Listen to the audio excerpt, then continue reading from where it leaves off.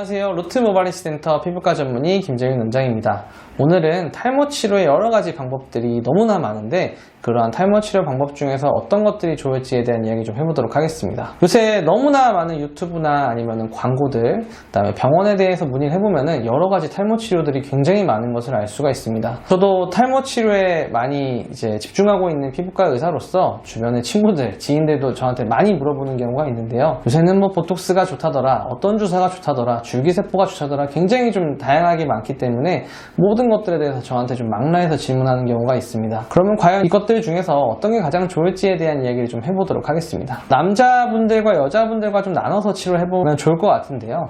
일단은 이 두 군에서도 가장 좋은 치료는 경구약입니다. 남자 같은 경우는 이 호르몬에 관련된 약들, 피나스테라이드나 두테스테라이드 성분의 약을 복용하는 것들이 굉장히 추천되는데 이 약들은 모발이 나게 하는 효과도 있지만 예방적인 효과 면에서는 충분히 좋기 때문에 탈모가 있으신 환자분들한테는 꼭 권유드리는 방법이고 모발 이식을 한 이후에도 복용을 반드시 권해드리는 치료 방법입니다. 반드시 권해드린다, 반드시 효과가 있다는 말처럼 이 치료 방법은 굉장히 과학적인 근거가 많은 치료 방법인데요. 만약에 약을 먹을 수 없는 상황, 건강이 안 좋다거나 이제 상대적으로 부작용이 좀 많이 느껴지시는 분들을 제외하고는 남성분들은 탈모 치료에 관심이 있을 때 경구약을 반드시 먹는 게 좋습니다. 다음으로 하는 치료가 이제 메조치료라고 하는 주사 치료가 있겠는데요. 여기는 다양한 성분들이 있죠. 비타민도 있고 혈액순환을 잘해주는 제제를 주사하기도 하고요. 그 다음에 약을 바르고 찌르는 치료도 하고 엑소좀이라고 하는 걸 바르기도 하고 또는 이제 피에서 줄기세포를 뽑거나 지방에서 줄기세포를 뽑아서 추출하는 치료도 하고 PRP 같은 치료도 합니다. 여기서 과학적으로 좀 근거가 있는 치료다라고 많이 말씀드리는 부분은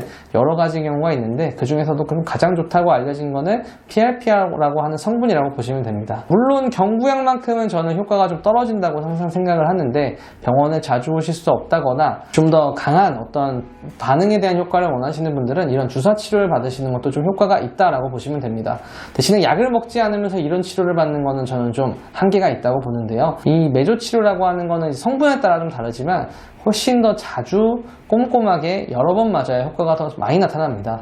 왜냐하면 이게 약익물이 들어가는 효과도 있지만 주사 자체에 찌르는 거나 아니면은 이제 그런 것들에 대한 반응을 보는 것을 통해서 효과를 나타내게 되는데 한 번만 해서 좋아지는 치료는 사실은 없거든요. 그래서 좀 꾸준히 오실 수 있고 많이 오야 효과가 더 좋은 거라고 기억하시면 되고 만약에 많이 못 오시는 상황이라고 하면은 그나마 조금 더 효과가 지속이 되는 PRP라든지 줄기세포 치료를 하는 것들을 조금 더 권해드리는 편입니다. 여자분들 같은 경우도 이제 이런 메조 치료를 굉장히 많이 하게 되는데 그 이유는 이제 경구약이 확실하게 없었기 때문입니다. 요즘은 이제 식약처는 허가내지는 않지만 고혈압 성분인 미녹시딜 약을 많이 복용을 하는 걸 권해드리는데요. 외국에서도 마찬가지고 이런 미녹시딜 경구 복용에 대한 효과에 대한 논문들이 굉장히 많이 나오고 있고 안정성도 많이 평가되고 있습니다. 그럼에도 불구하고 안정성에 대해서는 아무래도 부작용이 생길 수 있다는 점을 인지를 하셔야 되는데 다른 데 털이 좀 날 수가 있고 좀 어지럽거나 혹은 이제 제일 안 좋은 부작용으로는 심장을 싸고 있는 낭에 물이 찰 수 있다라는 부작용들이 있는데 특히나 이게 혈압약 종류이기 때문에 혈압약을 드시는 분들 같은 경우에는 내과 선생님과 꼭 상의를 해보시고 약복용을 하시는 걸 추천드리고요. 이제 많은 병원에서 너무나 과한 용량을 처방하는 경우가 많은데 일반적으로는 저용량을 드시는 게 안전하다고 알려져 있습니다. 부작용도 적고 효과도 괜찮으니까요. 그래서 너무 고용량을 드시지 마시고 그 외에 이뇨제라든지 다른 약들도 같이 처방해서 복용하시는 거는 상당히 좀 지양하시는 게 좋겠습니다. 지금까지 이제 탈모 치료 방법들의 여러 가지 방법들 중에서 어떤 것들이 좋냐에 대한 이야기를 해봤는데요.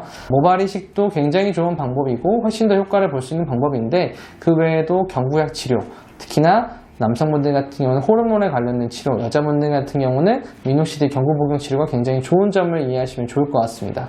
그 외에도 이제 탈모 영양제 같은 것들 복용하시면 좋고 또 탈모의 상황이 환자분들마다 굉장히 좀 다를 수가 있습니다. 유전적이나 노화의 탈모에 말고 최근에 급격하게 다이어트를 하셨다거나 스트레스가 받는 일이 있어서 갑자기 탈모가 발생하는 경우가 있는데 이런 경우는 이제 특별한 조치를 취하지 않아도 그런 상황들이 해결이 되면 좋아지는 경우도 있기 때문에 탈모에 대한 정확한 진단을 위해서 너무 급격하고 빠른 치료만 결정하지 마시고 정확한 진단할 수 있는 병원에 오셔서 상담하신 후에 치료 방향을 결정하시면 좋을 것 같습니다. 지금까지 루트모바리스 센터 피부과 전문의 김재윤 원장이었습니다. 감사합니다.